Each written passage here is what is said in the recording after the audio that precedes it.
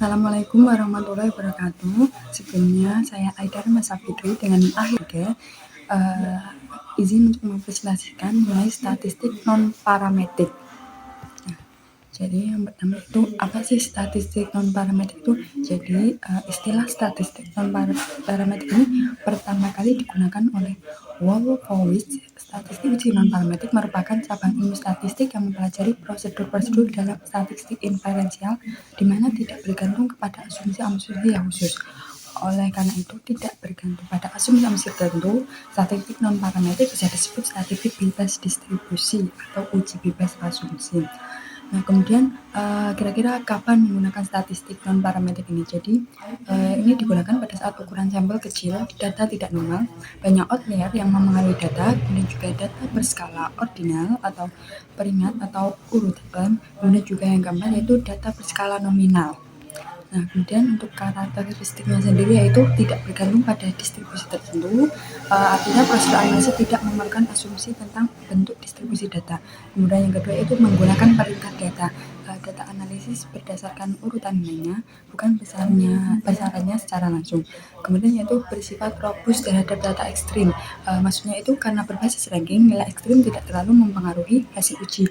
Kemudian yang terakhir itu cocok untuk skala data non kuantitatif. Ini kayak dapat diaplikasikan pada data skala ordinal atau peringkat dan nominal atau biasanya disebut dengan kategori. Nah, kemudian yaitu juga menggunakan median dan frekuensi. Ini kayak analisis lebih sering menggunakan ukuran tendensi sentral seperti median, tapi bukan mean. Kemudian yaitu metode cenderung lebih sederhana. Perhitungan dan prosedur statistiknya relatif mudah dilakukan secara manual. Kemudian yaitu uji yang bersifat konservatif. Karena tidak menggunakan informasi nilai penuh, hasil uji cenderung hati-hati atau tidak mudah menyimpulkan signifikan. Kemudian yang terakhir itu distribusi sampling tidak diketahui. Karena tidak mengajukan distribusi tertentu, maka distribusi samplingnya tidak diketahui secara pasti. Nah, kemudian pastinya juga terdapat kelebihan dan kekurangan pada uji non-parametrik. Untuk kelebihannya sendiri itu tidak perlu asumsi distribusi normal, kemudian cocok untuk data ordinal, nominal, dan sampel kecil. Kemudian yaitu lebih tahan terhadap outlier. Itu juga bisa digunakan jika data tidak memenuhi syarat uji parametrik. Kemudian itu kekurangannya sendiri kurang efisien jika data sebenarnya normal. Kemudian kedua itu tidak memberikan estimasi parameter populasi atau seperti rata-rata. Kemudian itu hasil uji bisa lebih terbatas dalam interpretasi. Nah, untuk jenis-jenis uji statistik non-parametrik ini yaitu non-parametrik satu sampel atau deskripsi. Ini meliputi uji binominal, kemudian uji K-kuadrat, kemudian uji Kolmogorov Smirnov, kemudian yaitu non-parametrik 2 atau sampel bermasangan. Ini meliputi uji MC-Nemark, kemudian uji Wilcoxon. Dan yang ketiga yaitu uji non-parametrik 2 sampel independen. Ini meliputi uji Mann-Whitney, kemudian juga uji median. Nah, untuk uji binominal ini digunakan untuk menguji apakah proporsi kejadian pada data dua kategori atau nominal berbeda secara signifikan dari proporsi yang diharapkan berdasarkan satu sampel. Syaratnya sendiri itu data berbentuk nominal dua kategori, misal sukseskah atau gagalkah, dan ya atau tidak. Nah, untuk data bersifat independen dengan rumusnya yaitu P dan kurung K sama dengan N per K dalam kurung N min K plus P pangkat K Q pangkat N min K. Dengan P sendiri itu peluang kejadian, N yaitu jumlah sampel, X jumlah kasus sukses, untuk P proporsi sukses, untuk Q sama dengan 1 min P atau proporsi gagal. Nah, untuk langkah-langkah itu tentukan hipotesis H0 yaitu proporsi sesuai harapan, H1 proporsi berbeda, kemudian menentukan nilai N, X, P, dan Q. Nah, kemudian yang ketiga itu hitung nilai P, kemudian itu bandingkan P dengan alfa. Jika P lebih kecil dari alfa, maka artinya tolak H0. Nah, kemudian jika P lebih besar dari alfa, artinya terima H0. Kemudian ini yang terakhir membuat kesimpulan. Kemudian itu juga terdapat uji K-kuadrat atau chi-square test. Ini digunakan untuk mengukur apakah distribusi frekuensi observasi sesuai dengan frekuensi harapan dalam satu populasi. Nah, syaratnya yaitu frekuensi harapan tidak boleh 0. Kemudian misal kalau tabel 2 kali 2 sebaiknya semua nilai harapan minimal 5. Kemudian itu jika tabel besar maksimal 20% sel lebih kecil dari 5 dan tidak boleh ada yang lebih kecil dari 1. Untuk rumusnya sendiri itu X min 2 kuadrat sigma 0 min E pangkat 2 kemudian per E. Untuk keterangannya sendiri O adalah frekuensi observasi, untuk E frekuensi harapan. Nah, untuk langkah-langkahnya itu tentukan hipotesis H0 dan H1. H0 ini tidak ada perbedaan antara hasil observasi dan harapan. Untuk H1 ada perbedaan. Kemudian itu menghitung nilai harapan atau E untuk setiap kategori. Kemudian itu hitung nilai X min 2 dengan rumus. Kemudian itu hitung derajat bebas atau DF sama dengan jumlah kategori min 1. Kemudian itu mencari nilai X min 2 tabel sesuai DF dan alfa, misal 5%. Kemudian itu bandingkan jika X2 hitung lebih kecil dari X2 tabel, artinya terima H0.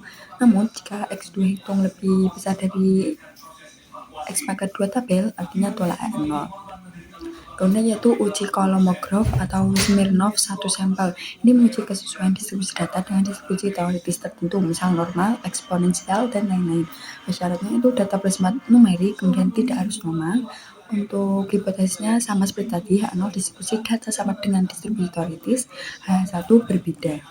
Untuk rumusnya yaitu D sama dengan maksimum Fs dalam kurung X min Ft dalam kurung X. Untuk keterangannya itu D sama dengan definisi maksimum Fs dalam kurung X itu distribusi frekuensi kumulatif hasil observasi atau sampel. Ftx itu distribusi frekuensi kumulatif teoritis. Nah, untuk langkah-langkahnya sendiri itu menentukan hipotesis, mengumpulkan data dari yang terkecil, menghitung distribusi empiris Fe dalam kurung X, menghitung distribusi teoritis Ft dalam kurung X dari tabel Z. Kemudian yaitu menghitung D max, kemudian itu membandingkan D max dengan K atau tabel K min S. Nah, jika D max lebih besar dari K, H0 ditolak. Jika D max lebih kecil dari K, H0 diterima. Karena itu terdapat uji median. Ini digunakan untuk menguji apakah dua kelompok memiliki median yang berbeda. Itu juga cocok untuk data ordinal atau interval yang tidak normal. Nah, syaratnya ini data minimal berskala ordinal, kemudian tidak perlu asumsi normalitas, kemudian juga ukuran sampel tidak harus besar. Dua kelompok ini independen. Kemudian itu uji M-Sinemar digunakan untuk menguji perubahan pada data berpasangan nominal, esa atau tidak. Biasanya digunakan untuk pre-test dan post-test. Untuk syaratnya data kategori berpasangan dua waktu atau dua kondisi. Kemudian itu variabel bersifat dikotomi, misalnya benar atau salah, ya atau tidak. Untuk rumusnya sendiri itu X pangkat 2 sama dengan B min C pangkat 2 per B plus C, dengan keterangan C jumlah perubahan dari tidak atau ya, kemudian B jumlah perubahan dari ya ke tidak. Kemudian itu uji Mann-Whitney. Ini digunakan untuk menguji apakah dua kelompok independen berbeda secara signifikan dalam peringkat nilai. Alternatif dari uji T yaitu dua sampel dengan syarat dua kelompok independen, observasi harus independen, tidak perlu asumsi normalitas, skala data minimal ordinal. Untuk rumusnya sendiri itu O sama dengan N1, N2 plus N1 dalam kurung N1 plus 1 per 2 min R1, dan keterangan R1 itu jumlah sampel kelompok 1, R2 jumlah ranking kelompok 1. Untuk hipotesisnya itu H0 tidak ada perbedaan peringkat atau letak antara dua kelompok. Nah, H1 ada perbedaan. Nah, untuk contoh kasusnya itu seorang peneliti ingin mengetahui apakah ada perbedaan motivasi belajar 5 siswa berdasarkan.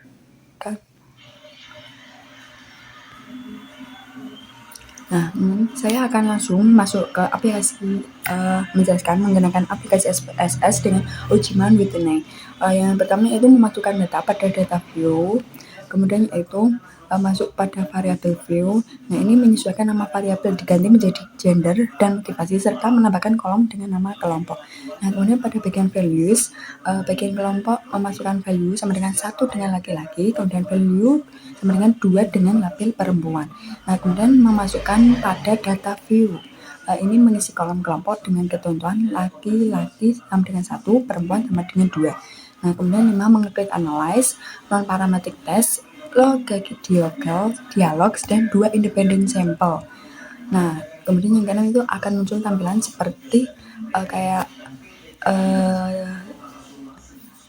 test variable list. Nah, itu kayak ada tulisan itu memasukkan motivasi pada kolom test variable list, kelompok pada grouping variable. Nah, kemudian nantinya akan muncul hasil dari uji Mann-Whitney. Ini dimana rata-rata peringkat motivasi perempuan itu 10,00, laki-laki itu 5,00, artinya motivasi perempuan lebih tinggi dibandingkan laki-laki. Kemudian untuk nilai U hitung sama dengan 9 lebih kecil daripada U tabel sama dengan 10. Nilai ASM nasibnya untuk 2 toilet sama dengan 0,028 lebih kecil dari 0,05. Artinya terdapat perbedaan motivasi yang signifikan antara laki-laki dan perempuan.